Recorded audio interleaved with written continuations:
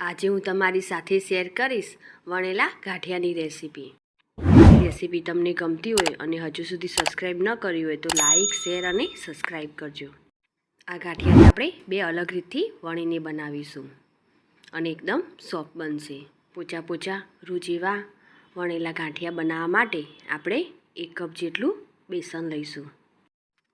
ચાળણીમાં તેને કાઢી લઈશું અને તેને આપણે ચાળી લઈશું। અહીં આપણે પરફેક્ટ માપ સાથે બનાવીશું તો ગાંઠિયા એકદમ સરસ બનશે। ગાંઠિયા બનાવવા માટે 2 કપ જેટલું બેસન લઈશું। પહેલાં આપણે 1 કપ બેસનને ચાળી લઈશું, પછી આપણે બીજા કપ બેસનને પણ ચાળી લઈશું। આ રીતે લોટ ચાળીને લેવાથી લોટ એકદમ સોફ્ટ બનશે। બીજા કપ બેસનને પણ આપણે તેમાં ચાળી લઈશું। આ રીતે મેઝરિંગ કપ ન હોય તો કોઈ પણ વાટકીનું માપ લઈને તે પ્રમાણે માપ લેવું। બધા જ લોટને આપણે ચાળી લીધો છે। હવે તેમાં સ્વાદ પ્રમાણે મીઠું એડ કરીશું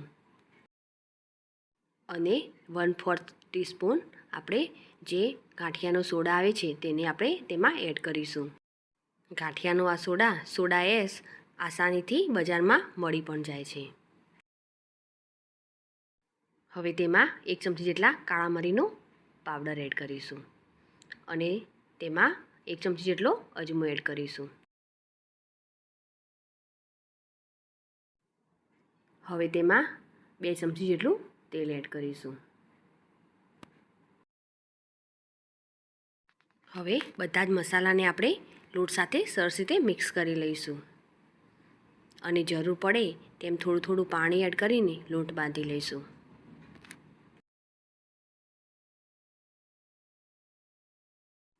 આપણે પહેલાં થોડું થોડું જ પાણી એડ કરીશું, નહીં તો લોટ ઢીલો થઈ જશે તો ગાંઠિયા સરખા નહીં થાય।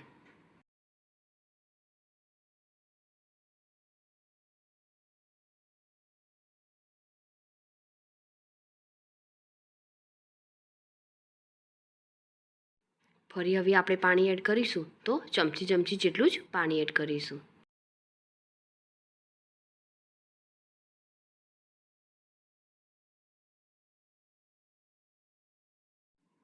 લોટ આપણો સરસ એવો બંધાઈ ગયો છે। હવે આપણે તેના પર થોડું તેલ એડ કરીશું અને તેને આપણે મસળી લઈશું। જેમ જેમ આપણે તેને મસળીશું તેમ તેનો કલર લાઇટ થઈ જશે।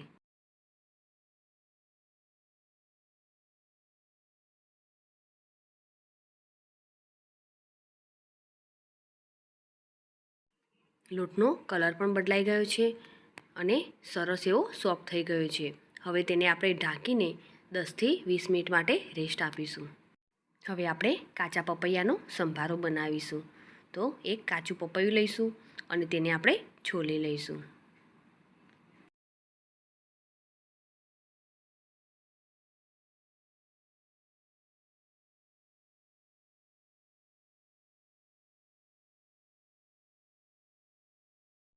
છોલી લીધા પછી તેના ટુકડા કરીને તેને આ રીતે છીણી લઈશું।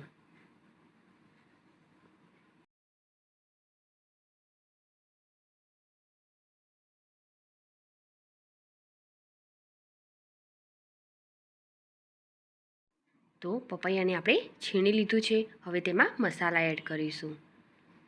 તો પહેલાં આપણે સ્વાદ પ્રમાણે મીઠું એડ કરીશું, તીખાશ પ્રમાણે લાલ મરચું પાવડર એડ કરીશું અને 1 ચમચી જેટલી ખાંડ એડ કરીશું અને અડધા લીંબુનો રસ એડ કરીશું। બધી જ વસ્તુને હવે સરસ રીતે મિક્સ કરી લઈશું। આ સંભારાને તમે તેલથી વઘારીને પણ બનાવી શકો છો, પણ આ એમનેમ જ એકદમ સરસ લાગશે।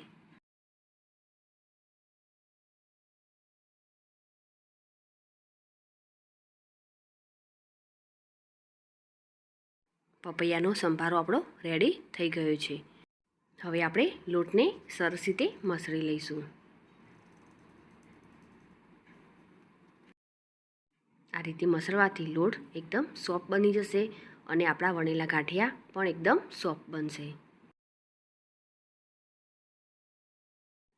હવે આપણે હાથ ઉપર થોડું તેલ લગાવી લઈશું અને એક વખત આપણે જેટલા ગાંઠિયા વણીએ તેટલો લોવો લઈ લઈશું. તેને પણ આ રીતે તેલ લગાવી લઈશું. હવે આપણે જે વાસણ પર ગાંઠિયા વણીશું તેને પણ તેલ લગાવી લઈશું અને લોટને આ રીતે થોડો મસળી લઈશું. જે બજારમાં વણેલા ગાંઠિયા મળે છે તેમાં આ રીતે મસળીને પછી તેના પર કાળા મરીનો પાવડર લગાવવામાં આવે છે, પરંતુ આપણે તેને લોટમાં જ એડ કરી દીધા છે. હવે આપણે ગાંઠિયા વણી લઈશું. ગાંઠિયા વણતી વખતે આપણે આ ભાગથી પ્રેસ કરીશું અને ગાંઠિયા વણીશું અને આ રીતે હથેળીથી ઉપર નીચે કરીને ગાંઠિયા વણી લઈશું.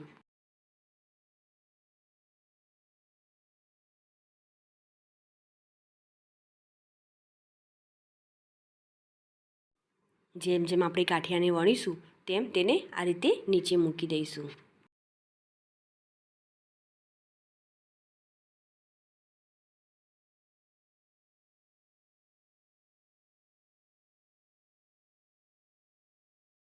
આ રીતે આપણે બધા જ ગાંઠિયાને વણી લઈશું.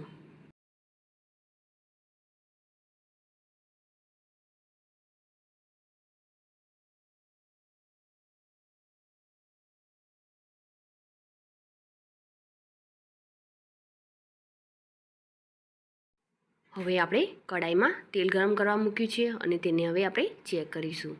તો સરળતાથી તે ઉપર આવી જાય છે. આપણું તેલ એકદમ રેડી છે. હવે તેમાં આપણે વણેલા ગાંઠિયા ઉમેરી દઈશું. પહેલાં આપણે વણેલા ગાંઠિયાને તળી લઈશું. પછી આપણે બીજી રીતથી પણ ગાંઠિયા વણીશું. ગેસની ફ્લેમ મીડિયમ રાખીશું. હવે તેની સાઈડ ચેન્જ કરીશું અને સરસ એવા તેને થવા દઈશું.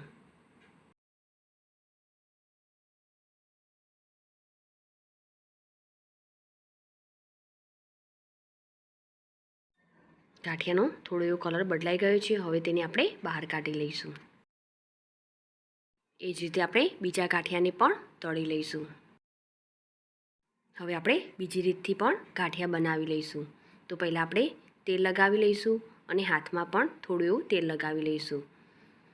હવે તેને વણી લઈશું. હવે તેને આપણે આ રીતે પાતળો રોલ કરી લઈશું.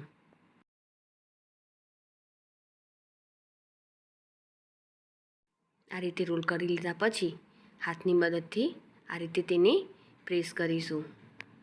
આ રીત એકદમ આસાન છે અને તેને આ રીતે પકડીને થોડા થોડા આ રીતે વાળી લઈશું. તો આપણા આ ગાંઠિયા પણ સરસ એવા રેડી છે. હવે તેને પણ આપણે તળી લઈશું. બધા જ ગાંઠિયા આપણા રેડી થઈ ગયા છે.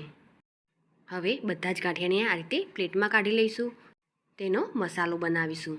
તો 1 ચમચી જેટલો કાળા મરીનો પાવડર અને અડધી ચમચી જેટલી હિંગ એડ કરીને બંનેને આ રીતે મિક્સ કરીને તેના ઉપર ઉમેરી દઈશું અને સરસ રીતે મિક્સ કરી લઈશું.